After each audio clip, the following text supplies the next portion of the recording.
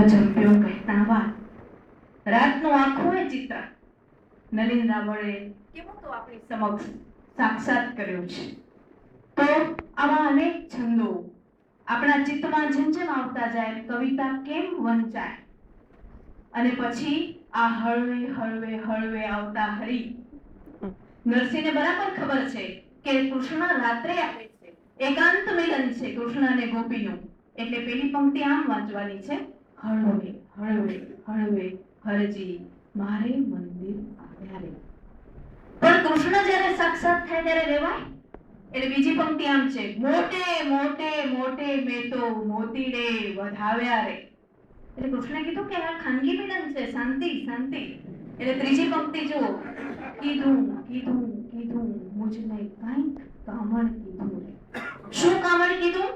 લીધું લીધું લીધું મારું ચિતનું ચોરી લીધું.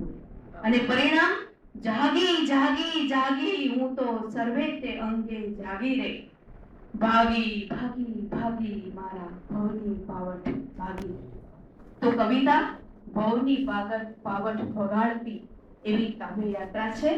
કાનથી વાંચવાનું છે, એના આરોહ અવરોહમાં સાવધાન રહેવાનું છે અને એવી રીતે એનું પઠન થાય કે સામેની વ્યક્તિને આખું એ દ્રશ્ય સાક્ષાત થાય. ઘણા મિત્રોએ આમાં ઘણો સારો પ્રયત્ન કર્યો. હજી પણ આ યાત્રા આવા કાર્યક્રમો દ્વારા આગળ વધે, તજજ્ઞોની પાસે બેસીને તમે એ શીખો અને વધારે ને વધારે એનો મહાવરો કેળવો, એવો આજના કાર્યક્રમનો એક આનુષંગિક વધારાનો ઉપક્રમ છે. એટલે આ કવિતાની વાત હતી એટલે મારાથી બોલ્યા વિના ન રહી શકાયું.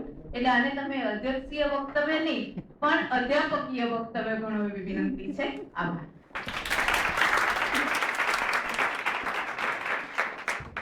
આમ તો બેને એમ કહ્યું હતું કે